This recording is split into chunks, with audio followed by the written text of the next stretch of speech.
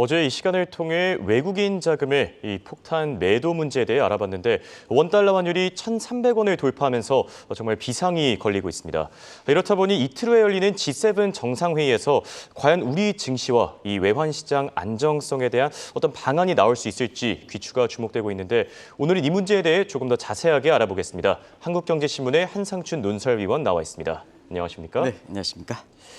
네, 앞서도 말씀드렸지만 국내 증시에서 외국인의 이 폭탄 매도세 문제 정말 심상치 않습니다.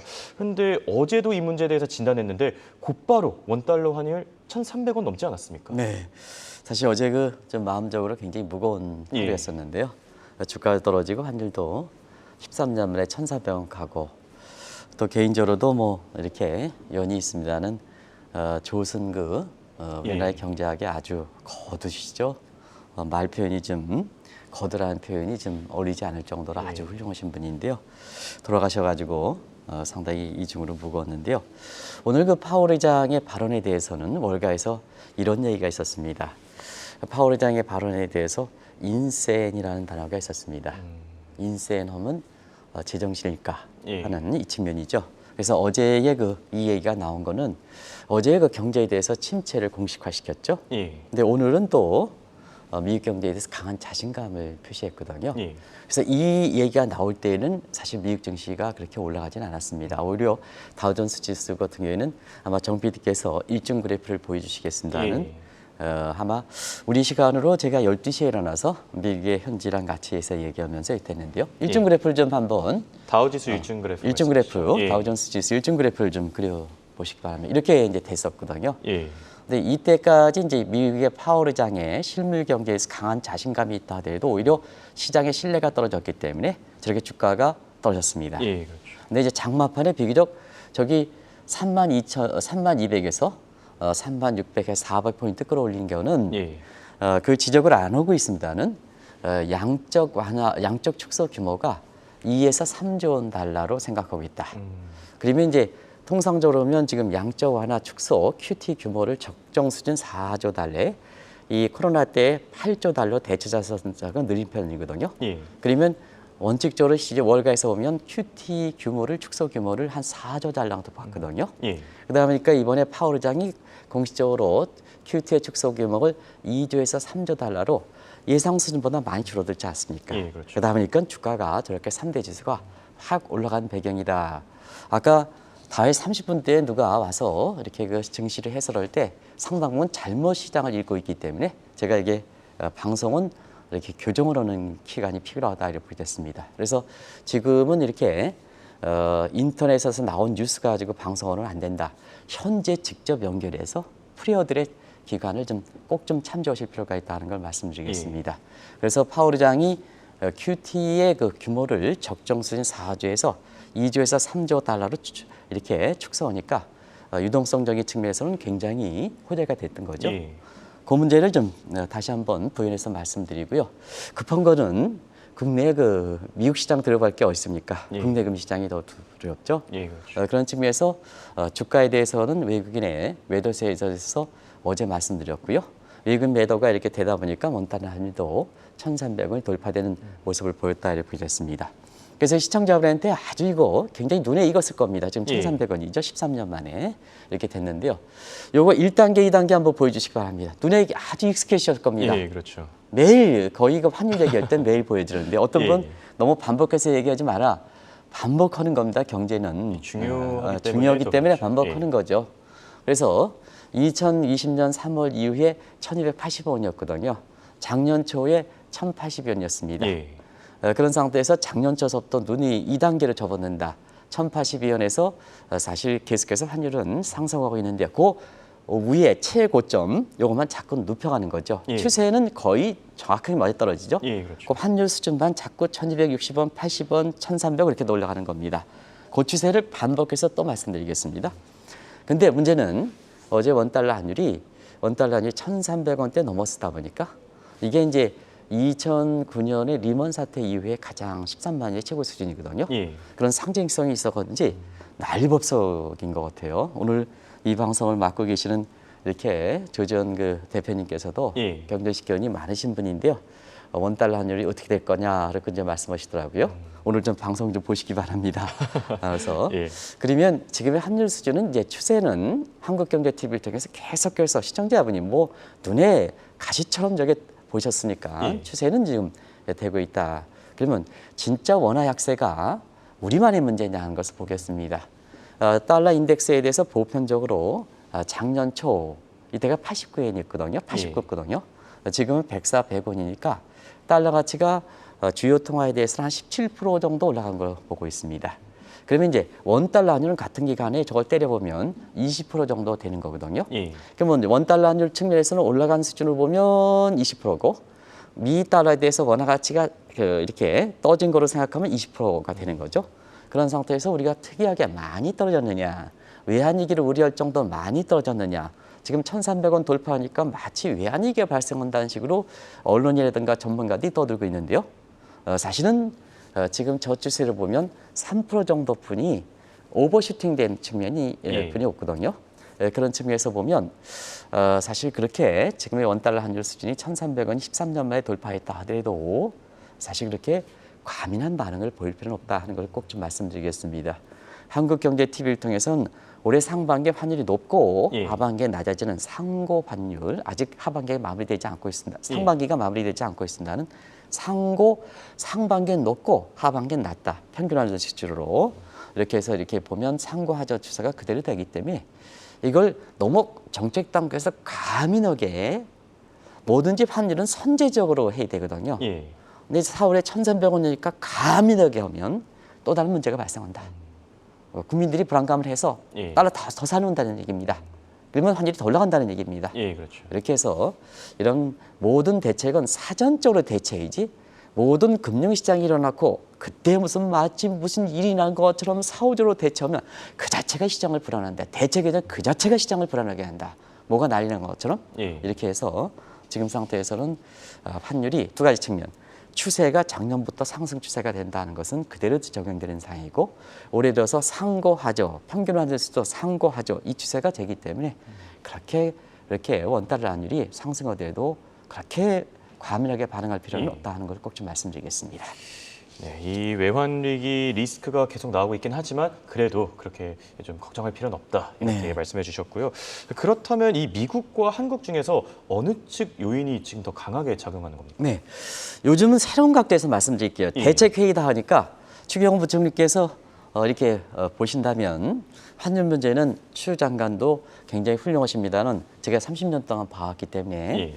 저는 잘 모르겠습니다는 시장을 중심으로 해서 말씀드릴게요. 우리가 대책을 한다 하면 대책을 합니다. 우리가 관리 가능한 것을 대책을 해야 되거든요. 원달러 환율은 뭐냐? 이게 대책을 세우기가 어려운 게 원달러, 우리 내부적 요인뿐만 아니라 미국적 요인, 국제적인 요인도 많이 작용한다는 얘기입니다. 또 대책을 세우는 측면에서 우리가 주도권을 갖고 있느냐 하는 측면에서는 달러는 중립화하다. 예. 한계 원화는 국제가 되지 않았다 하는 측면에서 우리가 가져갈 수 있는 부분이 뭘까 하는 것을 이렇게 해서 그래서 사전적 관리가 중요한 겁니다. 예. 사전적 관리. 그런 측면에서 지금 대책을 한다 이렇게 강구하고 있는데요. 자, 그런 측면에서 지금의 원달러 환율이 올라가는 문제가 어느 측, 미국 측 요인에서 더 크냐, 한국 측 요인이 더 크냐, 이걸 따져야죠. 예.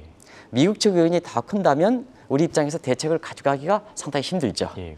우리 내부적으로 요를 한다면 우리가 그건 잡아주면 되죠. 예. 그렇게 이제 되는 겁니다. 그런 측면에서는 작년 초 이후에 환율을 잡을 때 환율이 올라가고 달러 인덱스가 올라갈 때 달러 강세는 미국 측 요인이 더 많이 작용하고 있다. 일반적으로 원달러 환율은 머큐리 펀더멘탈 요인, 예. 경기적인 요인과 그다음에 마스 정책 출구 전략 같은 요인이 이렇게 결정되는데요. 작년에는 미국의 그 출구 전략, 페드에서 출구 전략 세우지 않았죠. 예. 그래서 작년에는 머큐리 요인이 더 갔다. 작년에는 미국 경제 성장이 5.7%였습니다. 예. 한국의 성장률이 4%였습니다. 달러 강세됐죠. 그런데 올해 들어서는 못하냐? 올해 들어서는 아시겠습니다는 3월부터 미국이 금리 인상됐습니다. 그래서 마스 정책 요인이 더 크게 작용했다는 얘기입니다. 그러면 이제 미국은 3월달 0.25, 5월달 0.5, 이번에 0.75. 우리는 작년부터 금리를 올리긴 했지만은 0.25, 0.25. 그래서 갭이 지금 최근에 많이 벌어지는 거거든요. 예. 그래서 최근에 많이 벌어지는 측면에서 심리적 측면에서 원달러 환율을 올리는 요인이다 이런 것을 꼭 좀 말씀드리겠습니다. 그러면 이제 우리 내부적 요인은 뭐냐? 이거 이제 우리가 예. 대책을 가져갈 부분입니다. 예, 그렇죠. 우리 내부적 요인은 뭐냐 하면 우리가 경기 침체가 지금 우려되는 상황이고요. 그 다음에 무역 적자가 지금 아주 심각합니다. 무역 적자가 상반기 한 170억 이상 적자가 되고 올해 경상수지가 적자로 도사할 거라는데요. 외국인들이 자금이 왜 빠지냐? 달러 금리 차이한 달러 캐리보다는 우리 펀더멘탈이 안 좋다는 얘기입니다. 몸체가 안 좋다는 얘기입니다. 예. 몸체. 신흥국에서 몸체가 안 좋다는 얘기입니다. 그게 경기 요인 캐시플로우, 외환위기 겪은 입장에서 외환 캐시플로우가 되는 거죠. 그래서 지금의 플로우에 해당되는 무역 적자가 안 좋기 때문에 사실 우리가 원달러 환율이 미국 측의 환가 환율이 올라가는 거다. 그래서 앞서 말씀드린 오버슈팅했던 측면의 달러 인덱스보다 원화 가치가 사실 그 3% 정도 더 떨어진 데는 그게 우리 내부 요인이다. 내부 요인이다. 그렇게 이제 보시면 되겠습니다. 네, 말씀하신 대로 내부의 요인이라고 하면은 이 대책을 세울 때도 상당히 중요하지 않습니까? 네, 사실은 우리 내부 요인, 외부 요인, 미국 측 요인이 강하다면 우리가 보면 대응적인 측면에서 우리가 관리 가능한 변수가 컨트롤 베리어블, 통제 변수라는 게 있고요. 예. 근데 경제 변수에서는 인식, 이 아크로지먼트 문제가 있거든요. 인식 문제가 있는데, 자 이게 변수지만 우리가 관리 가능한 변 컨트롤 베리어블, 예. 관리 가능하지 않은 변수는 보통 비헤비어 베리어블이거든요. 예. 행태 변수다 이렇게 하는데요. 앞서 왜 원달러이 올라가는 요인을 미국 측 요인과 한국 측 요인을 나눠서 팩터 어널리시스 요인 분석을 했을까 하는 측면에서는 미국 측 요인이 더 강하게 작용했다는 얘기입니다. 예. 자 그러면 미국 측 요인이 강하다 하는 측면에서 어제도 이제 이렇게 말씀을 드렸습니다는 지금의 원달러 환율 국내 증시에서 외국 자본이 이탈하는 것이 모 신문에서 일면 톱으로 썼던 달러 캐리 자금 청산이냐 그렇지 않다는 얘기입니다. 그 요인도 있지만 더 큰 요인이 외국 자본은 우리 경제에 대한 실망감 때문에 경기 침체고 캐시플로우가 악화되기 때문에 이 측면이 더 강하게 작용한다는 것을 어제 말씀드렸던 거거든요. 한마디로 펀더멘털의 기대 수익이 우리보다는 중국 측이 더 강하기 때문에 이 자금들이 달러 캐리 자금 청산이라면 미국 측에 들어가야 되는데요. 어제도 이게 상당히 공감대가 됐습니다는 뭐든지 대차제조표는 대변이 있고 차변이 있는 겁니다. 예, 그렇죠. 대변이 있고 차변이 있죠. 그러면 우리서 빠져나가면 달러 캐리 자금 미국 측에 들어가야 되는데 들어갈 곳이 어딨냐 이거예요. 주가도 떨어지죠. 채권 가격 떨어지죠. 금리가 올라가니까. 예. 그죠? 그래서 주택 가격 떨어지죠. 어디로 갑니까? 어디로 갑니까? 그래서 펀더멘털의 기대 수익 측면에서 자 우리에서 빠졌던 자금들이 많은 부분은 중국 쪽으로 들어간다는 얘기입니다. 어제 국내 증시가 어제도 떨어졌죠. 저도 예, 증시 많이 좀 많이 하락했습니다. 떨어졌죠. 예. 근데 어제 중국 주식을 한번 보겠습니다. 중국 주식이 아마 저도 못 봤습니다. 예, 중국 주식 모두 올랐을 올랐습니다. 겁니다. 예. 중국 주식이 꽤 많이 올라갔던 거로 기억나는데요. 예. 상해 그래서- 홍콩 다 올라갔습니다. 네네, 그렇죠. 예. 다 올라갔죠. 1% 이상 올라간 거로 생각하는데 저기 한번 보겠습니다. 시청자 여러분 죄송합니다. 제가 이게 콜스피드 이것도 이거 못 보고 와서 죄송합니다. 예. 상해 지수 1.6% 올라갔지 않습니까? 예, 어제 그렇죠. 방송했지 않습니까? 중국 예. 증시, 중국 경제 ETF. 어제 우리 증시는 많이 떨어졌는데 저렇게 펀더멘털의 기대 수익이 차이다 하는 것을 말씀드리겠습니다. 제발 좀 신문에서 좀 제대로 쓰기 좀 바랍니다 하는 것을 좀 말씀드리고요. 그런 측면에서 최근에 그 국내 요인에 있어서는 자 우리의 경기 침체 요인, 무역 적자 확대 요인. 그러면 달러 캐리 자금 청산이다 하면 금리 차 줄이기 위해서 우리가 금리를 인상해야 되지 않습니까? 예. 미국과 금리를 줄여야 되니까. 그러면 지금 상태에서 어이구 MZ세대 소상공인은 다 죽겠는데요. 금리를 더 올려 대출금리 더 올라가 경기가 침체되겠습니까? 아니죠. 침체되죠. 예, 그렇죠. 침체되면 외국 자본들 더 빠져나가죠. 더 빠져나가죠. 환율 더 급등하죠. 그래서 이 문제를 오늘 원달러 환율 문제에 대해서 시청자들한테 대책적인 측면에서 말씀을 드리는 겁니다. 조금 다소 이렇게 통계 기법의 팩터리스 요인 분석 기법이라든가 행태 변수라든가 그다음에 통제 변수라든가 경제학이 기본적으로 나오는 거거든요. 예.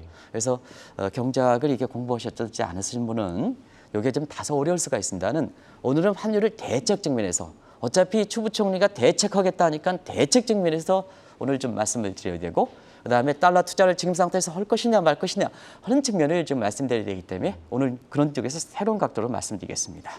네, 그렇다면 바로 체크해 보겠습니다. 달러 투자에 대한 관심 요즘 늘고 있는데 어떻게 대응해야 됩니까? 네, 이거는 일전에도 한번 홍영표께서 원달러 환율이 1,280원대 갔을 때도 예. 말씀드렸습니다. 그대로 말씀드릴게요. 지금 1,300원 가니까 마치가 난리가 나서 뒤늦게 달러 투자하려고 지금 하고 있습니다. 그러면 이제 작년에 대형 주출해서 아는 종목 빚내서 투자해놨던 그때 상황을 허브했습니다. 예. 그때 그 사람의 얘기를 듣고 대형주를 샀다라면 지금 뭐냐 폭락했지 않습니까? 똑같다. 원달러 환율인 1,300원 댁에서 지금 뒤늦게 소위 포머적이라 그러죠. 예. 따라를 할 때는 지금은 사실 저는 개인적으로 작년에 1,200 작년 초에 1,080원을 이렇게 할 때 그때 달러를 사놓아야 되거든요. 그때는 달러가 완달러 환율이 떨어지는 국면이 있기 때문에 잘 안 살라 그러거든요. 그때 달러 사놓으세요, 달러 사세요. 어려울수록 달러 사놓으세요, 사놓으세요 이렇게 했는데요. 지금은 사실 그때에 만약입니다. 가정했다면 지금 원달러 환율에 그때 샀으면 1,080원에서 1,300원 갔으니까 달러당 220원 뛰기를 했던 겁니다. 예. 죄송합니다. 220원 먹었던 겁니다. 예. 제가 시장에서 얘기는 나오는 것을 얘기해서 죄송합니다. 그런 상태에서 뭐든지 저점일 때 사놔야 될 필요가 있는 거거든요. 그런 각도에서 이렇게 보시면 되겠습니다. 그래서 작년 초에 달러를 매입하면 220원 뛰기를 했는데요. 지금 상태에서 환율을 딱 해서 1,300원에 산다. 분위기에 편승해서 불안한 분위기 한다. 만약에 지금 단기 얘기해서 지금 또 환율이 고점이 1,350원 간다 이렇게 얘기 나오지 않습니까? 예. 그러면 1,300원에 1,350원 하면 50원 뛰기 하는 거 아닙니까? 그럼 수익률 몇 프로 납니까? 리스크 대비해서는 1,300원에 50원 뛰기에 1,350원가? 1,300원 베이스에 1,300원 50원 뛰기에 몇 프로 나옵니까? 예. 한 1% 나오나요? 1% 채 안 나오겠죠? 예. 1% 13원. 1%는 조금 더 나오겠네요. 이렇게 해서 그래야 되거든요. 그런 각도에서 보면 사실은 지금 상반기 환율이 높고 하반기에 환율이 떨어진다 이렇게 본다면 항상 환율은 평균 환율이 중요한 게 아니고 외화 운영과 달러 투자할 때 추세가 중요한 겁니다. 예, 그렇죠. 저점이냐 정점이냐 중요한 겁니다. 제가 이제 최근에 구리업체를 이렇게 강의하다가 평균 환율이 중요한 게 아닙니다. 평균 환율보다도 그때 마치 제가 잘못한 식으로 해서 그 평균 환율 가지고 딜이해서 상하 변동폭해서 신문 오는 식으로 해요. 공짜로 강의해 드리는데. 예. 근데 그게 중요한 게 아니고 사실 환율의 저점과 정점 추세가 중요한 겁니다. 환율은 평균 환율 올라갈 수가 있죠. 예. 어떻게 원달러 환율을 다 맞춥니까? 예, 그렇죠. 올라갈 수가 있죠. 근데 추세가 저점이나 정점은 이렇게 우리가 알 수가 있거든요. 그래서 그 추세가 중요한 겁니다 하는 것을 자꾸 강조해드려도 그래서 좀 기분이 언짢아서 다음부터 강의를 안 가겠다 이렇게 이제 얘기했는데요. 예. 지금 상반기 하반기를 놓고 볼 때는 상고 하적 그대로 연초부터 얘기했던 거 그대로 유지되고 있지 않습니까? 그런 측면에서는 지금은 달러를 추가적으로 매입하는 것보다는 저는 개인적으로 너무 욕심내지 말고 1,250원서부터 1,080원에 투자했다면 1,250원서부터 좀 이렇게 차익을 좀 실어해 주십사. 예. 실어해 주십사. 추가적으로 나중에 포머적 할 것처럼 하지 말고 그런 쪽을 강조해 드렸습니다. 그리고 최근에 지금 이렇게 아주 환율에 대해서 민감한 사람은 엔화가 많이 추락됐지 않습니까? 예, 그렇죠. 오늘도 한 조금 개입해서 136엔 가던 게 134 이렇게 이제 가고 있는데요. 예. 그런 측면에서 보면 엔화가 너무 추락하니까 엔화를 사두면 되지 않느냐 하는데요. 일본의 경기가 안 좋으면 과거에는 엔화가 강세되는 엔코의 저주 때문에 그렇게 시청자분이 그래서 엔화에 대해서 관심이 높은 걸로 생각하는데요. 예. 1990년대가 지금의 상황은 다릅니다. 그래서 지금 일본 경제가 침체됐다 하더라도 엔화가 강세가 돼서 지금 엔저가 추락했을 때 엔화가 사놓으면 돈을 되겠느냐.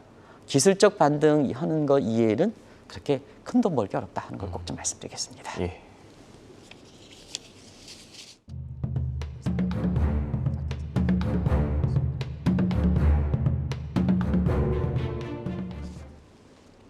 네, 앞서 오프닝에서도 말씀드렸지만 이틀 후에 열리는 이 G7 정상회담 관심 꽤나 크지 않습니까? 네, 추 부총리께서 대책회의를 하는데요.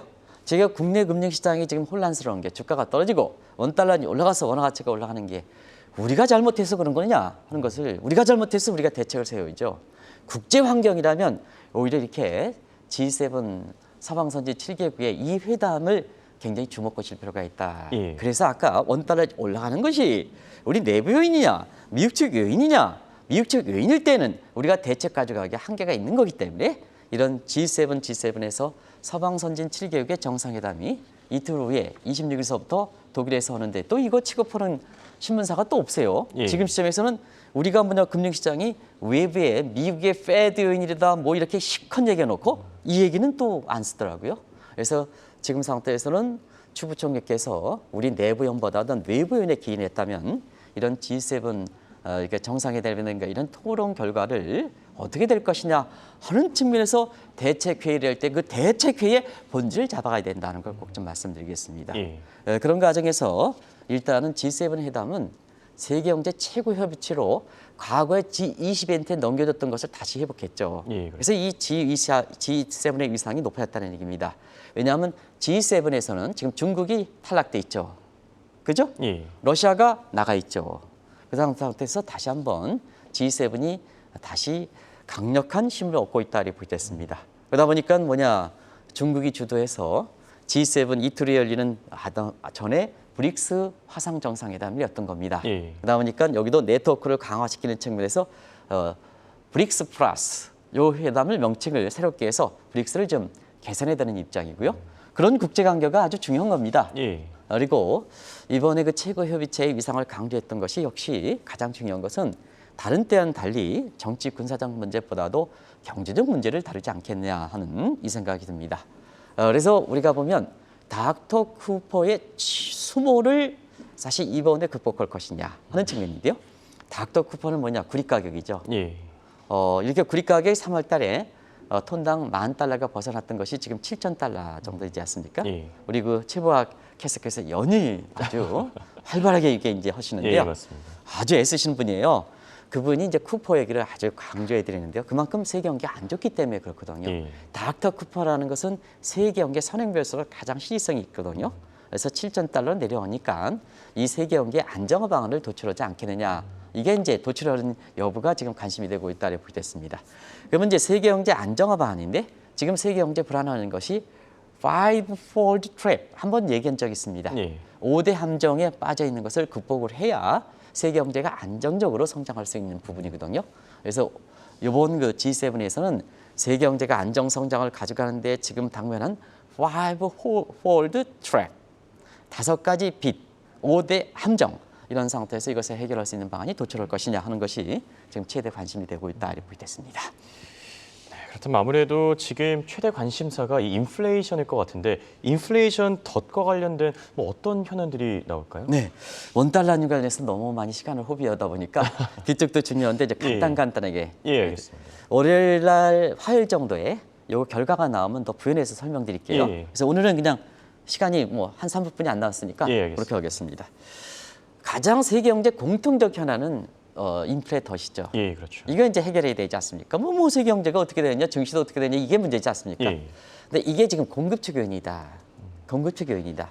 공급 측 요인인데 이 공급 측 요인이 공급망의 훼손이지 않습니까? 예. 공급망의 훼손은 단일 국가가 해결할 수 없는 거죠. 그래서 이번에 세계경제 최고 협의체에 해당되는 G7이 공급망 해결, 관계 개선 요 문제를 협의할 거다.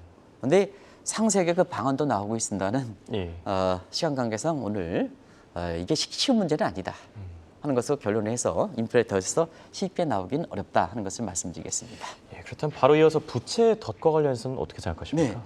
부채 덫도 G7에서는 세계 경제 문제에서는 굉장히 좀 문제죠. 왜냐하면 금리 용익이 코로나 위기, 제로 금리, 마이너스 금리, 빚 무서우고 했으니까 이런 측면에서 세계 경제 안정화 방안하는 측면에서 G7 국가들이 이렇게 그 빚의 함정에서 돌파할 수 있는 측면, 이 측면을 예. 이렇게 얘기하지 않겠느냐. 근데 인플레의 덫에서 벗어나기 어렵다면 국제 금리는 당분간 올라간다. 빚의 원리금 상환 부담은 증가한다. 예. 그래서 이 대목도 그렇게 쉽게 극복할 수 있는 사항은 아니다 하는 걸 말씀드리겠습니다. 네, 그렇다면은 마지막으로 이 G7 회원국별로도 이제 함정에 빠져 있는데 아무래도 미국 입장에서 이 통화 긴축의 덫 어떻게 해결할지 가장 중요하지 않습니까? 네, 지금 이제 경기 문제가 본격적으로 부각되지 않습니까? 예. 미국도 이제 경기 문제가 기근사실인 거였대요. 홍앵커의 그 아침에 이렇게 말하는 이렇게 경기 침체 빈도수를 보면 시간이 가면 그래서 더 큽니까 안 그래요? 예, 훨씬 더 많아졌죠. 훨씬 많아죠. 예. 이게 텍스 마이닝 기법입니다. 어저지수 가지고 예. 홍앵커가 경기 침체의 말을 많이 하시느냐? 그러면 경기 침체가 돼서 현안이 되고 있고요. 경기 침체에서 우려하지 않는 시각이 많으냐? 소수론이냐? 하면 이거는 뭐냐? 그만큼 경제 침체에 대한 시각이 높다는 얘기죠. 예, 그게 그렇죠. 텍스 마이닝 기법입니다. 크로스 섹션 데이터에서 그게 요즘은 많이 유행한다 이렇게 됐습니다.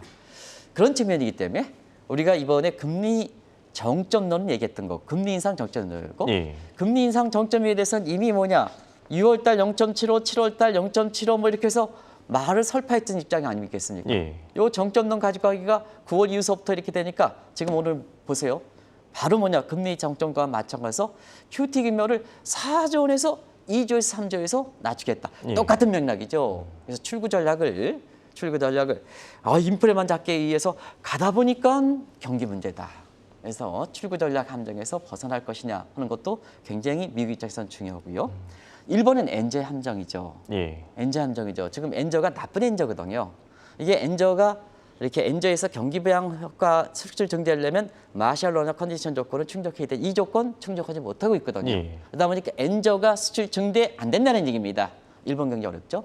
근데 이 문제는 구로타 하류 효과를 이렇게 기시다 총리가 싹 바꿔야 됩니다. 왜냐하면 구로타는 자꾸 아베노믹스를 엔저를 고집하고 있으니까 예. 바꾸느냐 이건데요. 쉽게 바꾸겠습니까? 그것도 좀 어려운 문제죠. 그리고 유럽 같은 경우에는 유럽은 이제 G7 국가의 나머지 국가들이 캐나다를 제외고는 다 포함되어 예. 있죠. 일본 이제 얘기했으니까 이 국가들인데 여기는 통합에 덫에 걸려 있다. 지금 통합이 분열이 굉장히 심해지니까 예, 그렇죠. 통합하기 어렵다 이렇게 보시면 되겠습니다. 이런 국가별 이렇게 현안이 이번에 모색될 거로 보이는데 안은 쉽지 않다는 걸 말씀드리겠습니다. 결론을 맺겠습니다. 지금 원달러 환율이 올라가는 부분이 또 국내 증시에서 이렇게 떨어지는 부분이 외국 자본 이탈인데요. 이게 한국에 대해서 펀더멘탈이 실망 차원이거든요. 이 부분이 대책하는 측면입니다. 근데 만약에 미국 측 요인을 한국의 금리를 추가적으로 금리는 올리겠죠. 근데 그 금리차 역전하기에서 미국이 빅스텝을 가 한국도 0.5% 0.7로 가 소상공인만 낮아져진다. 미국에 비해서는 한국은 가계부채가 굉장히 위험 수준이다. 예. MZ세대든가 소상공인이 더더욱 지금 신용대출에서 미수장고 해가지고 18조가 나온다는 거 아니겠습니까? 예, 그렇죠. 지금 이런 상황에서 아이고 좀 환율을 잡겠다고 해서 이렇게 인플레를 잡겠다고 해서 한국은행이 지금 방식에서 금리를 올리면 원달러 환율이 있잖아요. 예. 원달러 환율 측면 지금 상태에서 미국 측면에서 원달러 환율이 올라가? 그럼 우리가 한국은행에서조차도 지금의 물가 문제가 수입 물가가 58% 차지한다는 거 아니겠습니까? 그러면 물가를 잡겠어 금리를 올리면 경기 침체되는 상태에서 환율이 올라가면 수입 물가를 더 상승하겠습니까? 안 상승하겠습니까? 한국은행에서 대외적인 수입 물가가 58%더 높다는데 환율이 올라가면 수입 물가가 더 불안하지 않습니까? 그래서 이 이유는 좀 잘 보셔가지고 대책을 세울 필요가 있다 이렇게 보이겠습니다. 그리고 달러 투자 지금에서 또 PB들이 지금 1,300원 상태에서 환율이 올라가 원달러 환율 달러 지금 사면 안 된다는 의미입니다. 1,300원에 그네들이 얘기하는 1,350원 가기도 그렇습니다는 50원 뛰기 하는 겁니다. 지금 상태 50원 예. 뛰기. 50원 뛰기. 제가 그냥 50원 뛰기라고 얘기하겠습니다. 예. 그래서 뒤늦게 작년에 말에 대형주 추천한 사람들이 얼만큼 그것도 제도권에 무슨 이사라는 사람이 아는 종목 빚내서 투자해서 이게 지금 어떻게 현실이 됐습니까? 마찬가지로 은행 PB들이 달러 상승에 편승해서 지금 달러 사세요. 그러면 원달러 더 올라가. 외국 자본 더 이탈해. 이렇게 해서 한국 증시를 더 어렵게 한다 하는 것을 꼭 좀 말씀드리겠습니다. 이렇게 오늘은 원달러 환율과 이 달러 투자 방향성에 대해서 체크해봤습니다. 지금까지 한국경제신문의 한상춘 위원이었습니다. 감사합니다. 네, 고맙습니다.